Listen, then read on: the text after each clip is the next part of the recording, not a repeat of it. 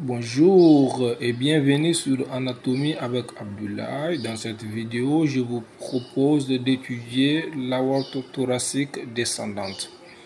Nous allons successivement étudier son origine, son trajet et sa terminaison.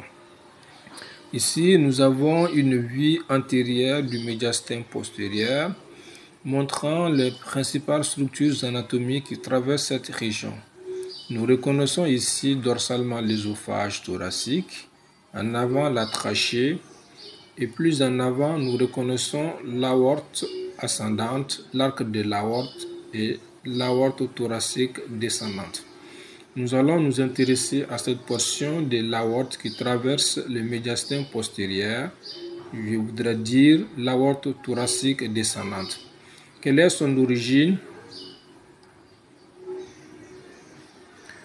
L'aorte thoracique fait suite à l'arc de l'aorte au niveau de l'isthme aortique, c'est-à-dire juste après la naissance de l'artère subclavière gauche, au flanc gauche de la quatrième vertèbre thoracique.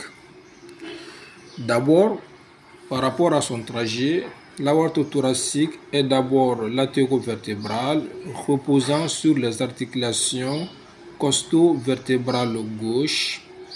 Elle tend à gagner la face ventrale des corps vertébraux à partir de TH9 pour traverser le muscle diaphragme en TH12, le hiatus aortique,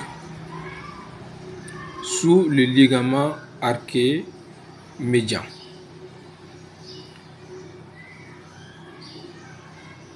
Le plus souvent, l'aorte thoracique est accompagnée par le conduit thoracique à sa face dorsale.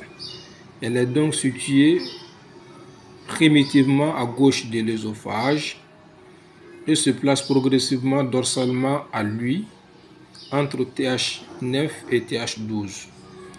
Durant son trajet dans le médiastin postérieur, l'aorte thoracique descendante donne deux types de branches collatérales, des branches pariétales et viscérales. Les branches pariétales sont les artères phréniques supérieures et intercostales postérieures dont nous voyons quelques-unes sur cette figure.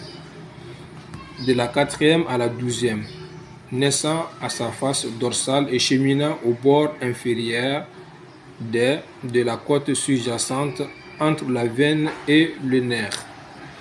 Il donne une collatérale pour les muscles paravertébraux et pour la moelle spinale appelée les